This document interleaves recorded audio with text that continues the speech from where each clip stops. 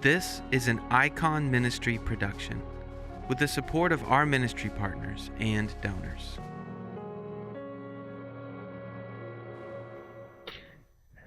I was just on mission. I went to Canberra, I went to Southeast Asia, and there was a priest while I was there, and he was talking to me about his ordination. He was talking to me about how difficult sometimes the life of a priest is because you never have a moment to yourself. But he said this, he said, you know what my consolation is? You know what I have to recall every time? He said, on my ordination day, the bishop told me this. He said this, listen, from this moment onwards, your life is not yours. Your time, your energy, yourself, you belong to the people. This convicted me because I like my space. I'm an introvert. I like to be alone.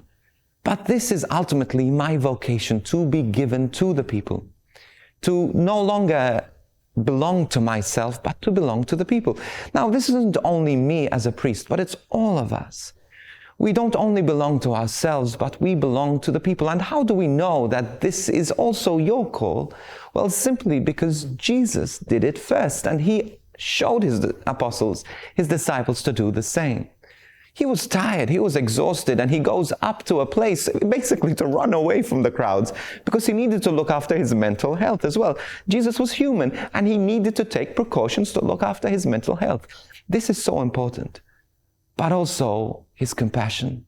He sees people in need, and his heart is broken. Broken out of love. He wants to go and reach out to people. What does this say? First of all, that God will reach out to you even when you feel you're not worthy.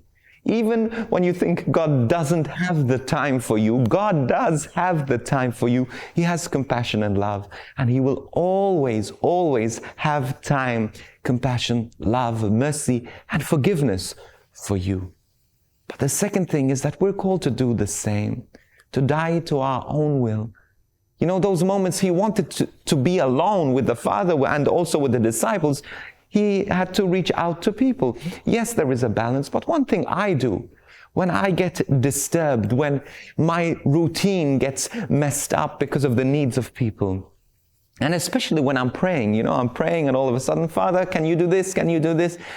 I never get upset because I have learned a system of doing this. Even though I like my own system and my own routine, one thing I always say is, okay, Jesus, we were doing this. I was praying. I was speaking to you. But now I'm called to go and answer the door, to go and visit the people, to go and do this work, a hospital call, etc. I say this, okay, Jesus, come with me. Come with me to answer the door. Come with me to hospital. Let's go together.